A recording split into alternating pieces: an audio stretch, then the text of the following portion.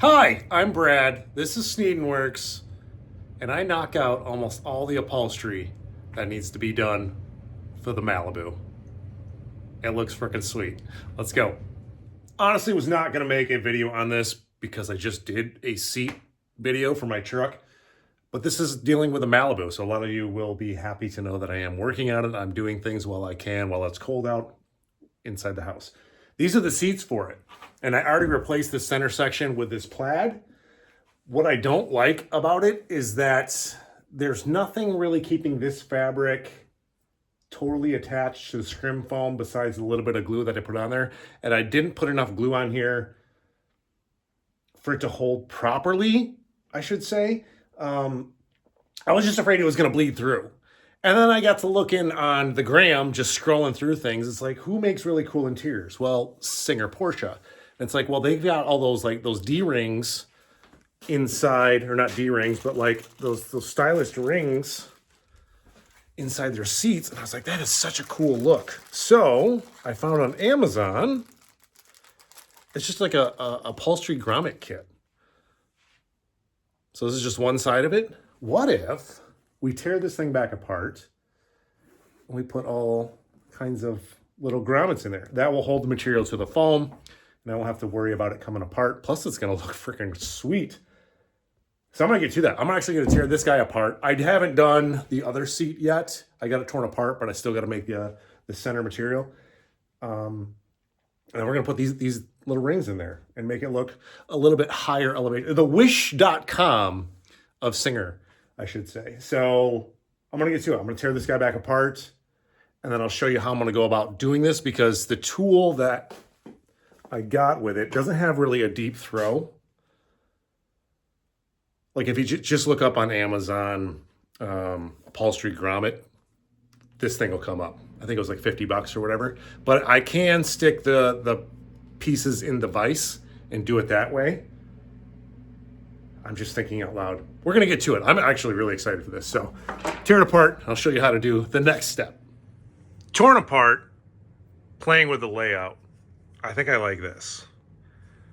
3, 5, and then it'll be 3 and 3, the way that this is kind of mapped out and the way it measures out. So I'm going to get to precisely measuring out where each one has to go. And we're going to go ahead and cut the circle out. And I got to be really careful with this fabric. I have a little experimental piece here, and I tried the punch, which is right here at first. I just tried to punch it, and when I did that, it took forever to cut the material, and after that, it frayed it too much, and it actually pulled a little piece out, as you can see right there, kind of ruined it. But if I take a torch on this one, I heated this up, and I just sucked it to it. It just burned right on through, left it clean, left it open, left it nice. But the throw, again, is not, I can't get the tool all the way through this material in order to punch that. So I'm going to have to put it in my vise and just line everything up and then go ahead and press these guys on there. Because it's a 2-part system. Let me grab the other one. So this is actually the front side here, right? And then it goes like these. And then when you press the two together, it folds it over like a rivet, and it clamps it together like real tight, which will clamp the material to the foam itself. So, woohoo! I'm excited, like I said before. So I'm going to get to, like I said, laying this grid out precisely. And then we're going to start burning some holes in this thing.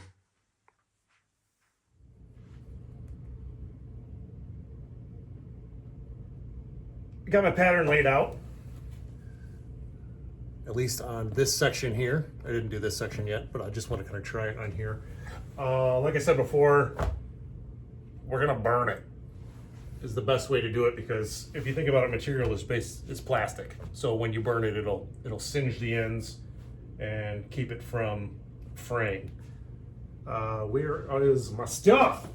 So obviously we're gonna put a block of wood underneath in order to keep it from burning all the way through.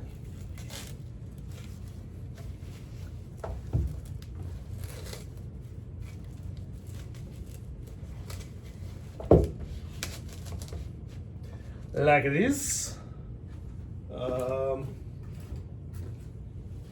Gloves, because I don't want to burn myself. Fire, nap torch. No fire extinguisher in sight, so being safe. Let's see how this works. Let's just hope I don't ruin these. Do I know how this works? There we go.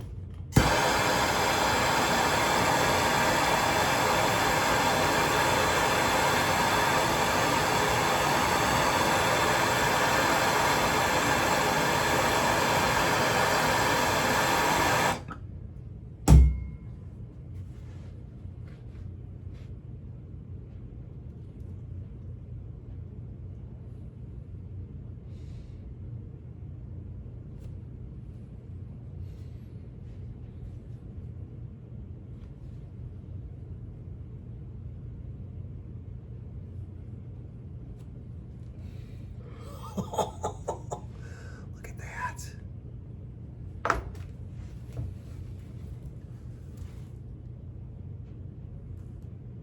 That worked out awesome. That's a lot better than trying to like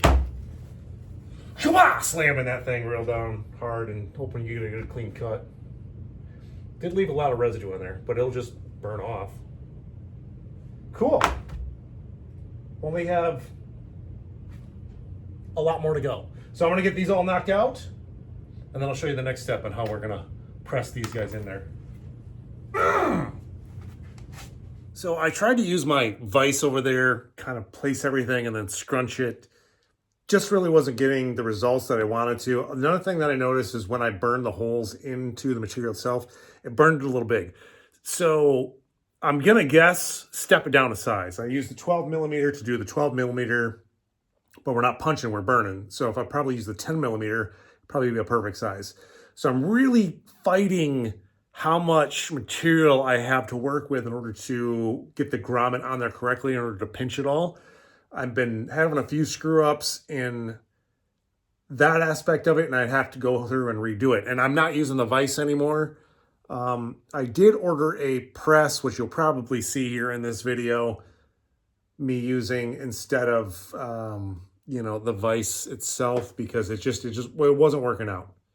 And I probably should have bought that to begin with instead of this guy here. I just wanted to know, you know, if it would work or not. But now I am going through and doing it kind of by hand. I got a piece of wood.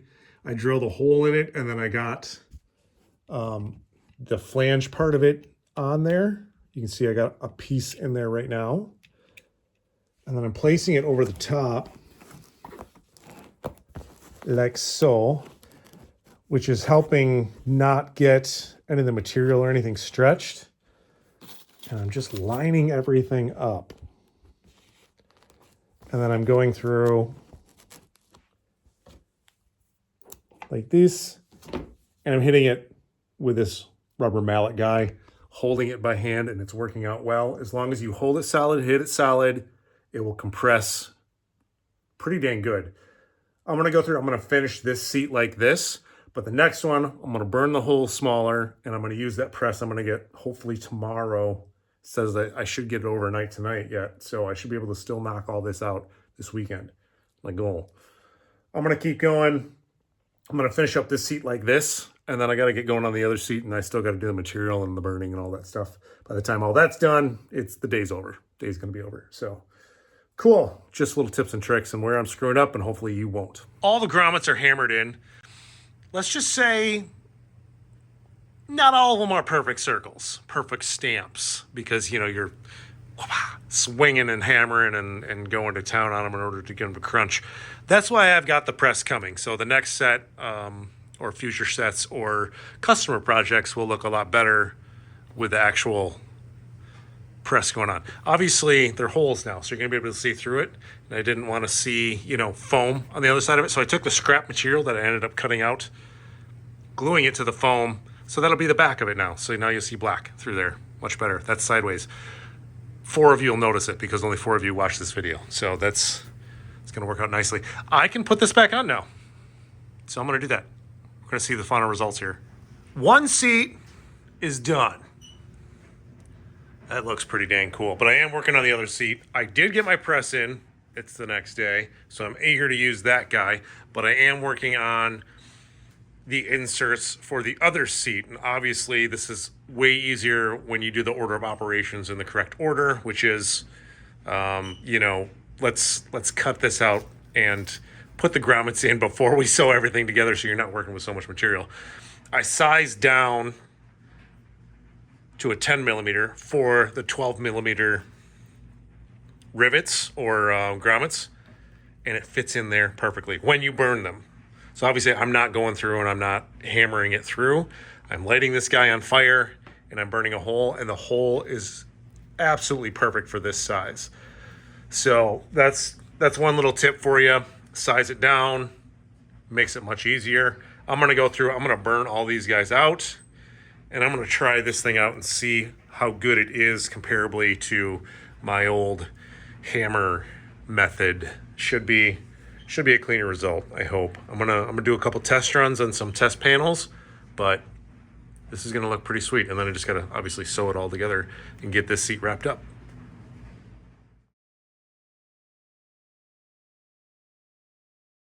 Got both seats done, which means the next thing I gotta move on to would be the rear seat, but it's cold outside and it needs to be modified because the car's mini tub, so I'm not gonna go out there and do that right now.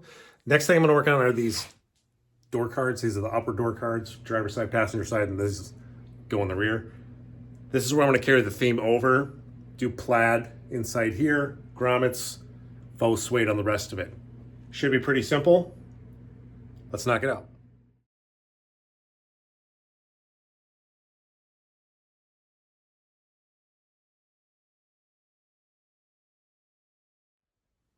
So this video is like absolutely everywhere in terms of like no organization whatsoever. I've only had a couple hours here and there every night in order to work on this, but I'm getting pretty far. I think the last thing I mentioned was the back seat and the side covers. I've got almost everything done. So this is the cover here. Let me show you a little bit more in depth on how I went about doing this. So I had to chop up the stock frame. This is upside down right now in order to fit the mini tubs in this section here. And then also the foam, had to cut a big chunk out right there for the wheel tubs to go down in. Foam is in good condition, so I'm obviously going to reuse it. Plus, you know, no one's really going to sit back there anyway. As you can see, I've got some suede glued to the surface of this because of the holes that match the front seats. You don't want to see like the foam through that. You want to see black. And then I grooved these sections out here using a little mini belt sander. And I've got a bunch of little holes strategically placed because on the cover itself here, as you can see, I've got some listing or some extra fabric, and then I've got some welding rod actually strung through there and then strings tied to that. What that's gonna do is gonna suck those corners down, let it sit down a little bit more in, give it a little bit more dimension, a little bit more feel to it, and kind of help keep it in one place a little bit better than it just being a slip cover like it was before. What else did I have to do? I think that's about it. I mean, for the cover itself, honestly, this was my biggest project yet because I didn't want to go off of the cover that was already existing because obviously it wouldn't work. And I really didn't like the way it fit. I wanted something a little bit tighter and my own design. So I drew it out on the foam itself, and I did rough measurements, and I made all my cuts and made all my patterns and made all my pieces, and then fine-tuned it from there, basically working from the center out. And it worked out honestly really well. This thing fits up really, really nice and tight, and I'm digging it a lot. I sewed like a little bit of a, like it's a place for, what do you call that? The listing? Is that the listing tube? Or whatever. I'm using this. This is what I'm going to use, okay? So I'm going to take this stuff, I'm going to run it all through there, and that's what's going to hog ring tie to the frame itself, wrap it around, make it all nice and tidy. I might put a little bit of burlap sack on the springs itself, because as you can see, like I was starting to kind of dig into the foam, and that'll kind of help negate that a bit. And then I also have to make up some kind of frame structure underneath it that ties those springs together in order to tie my strings off onto something, because where those strings land, I don't have really much to tie to. So I got to come up with that too. So I'm just going to kind of time lapse this and putting this all together. I believe it's completely ready to go together. And then I'll show you the end result.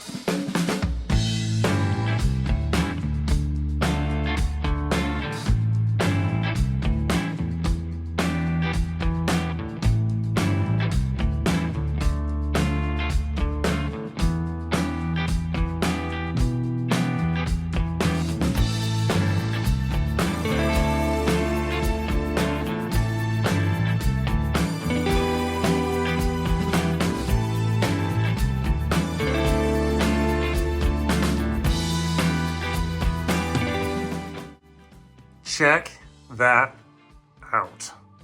So I finished the back section. I finished that one first, and then that's the one you just saw me put together.